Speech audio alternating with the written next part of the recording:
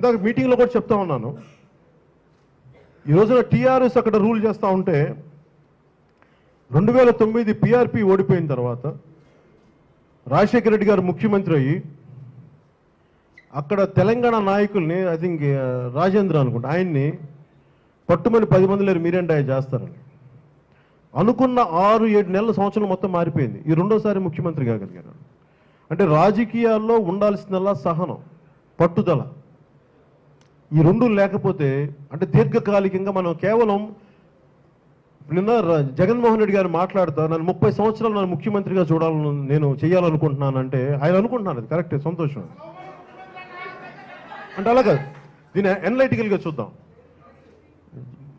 చంద్రబాబు గారు మళ్ళీ బాబు గారు మళ్ళీ మీరే రావాలి, ఆ తర్వాత మళ్ళీ మీ బాబు గారు మీ బాబు రావాలి.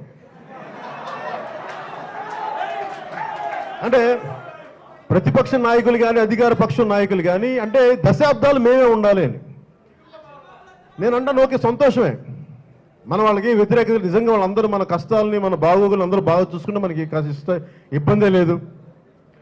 కానీ కొంత వారి కుటుంబ పరిస్థితులకి వారికి అనుకూలంగా ఉండే వ్యక్తులకే మీరు అనుకూలమైన పరిస్థితులు తీసుకొస్తే మిగతా వాళ్ళ పరిస్థితి ఏం కాదు. దీంట్లో జనసేన తీసుకుంది పవన్ కళ్యాణ్ ముఖ్యమంత్రి అవ్వాలి, వీటన్నిటికంటే కూడా మేము వచ్చే 3 తరాలు బాగుండాలి, 3 దశాబ్దాలు కాదు 3 తరాలు బాగుండాలని చెప్పి వచ్చే రాజకీయాల్లో ఎవరికి ధైర్యం ఉండదు. 1000 కోట్లు ఉన్న వీళ్ళు, విపరీతమైన అధికార బలం ఉన్న వీళ్ళు, కుటుంబ వ్యవస్థల్లో పాతుకుపోయిన కుటుంబాలను ఎదుర్కొని 1000 కోట్లు లేవు, కోట్లు సంపాదిస్తాను సినిమాల్లో, కానీ రాజకీయాలు ఎదుర్కొనేంత డబ్బు నా దగ్గర లేదు. కానీ నా దగ్గర ఉందల్లా బలమైన ఆశయం, బలమైన నా అన్నదమ్ములు, బలమైన అక్క చెల్లెలు. నేను ఎవరు నమ్మలా.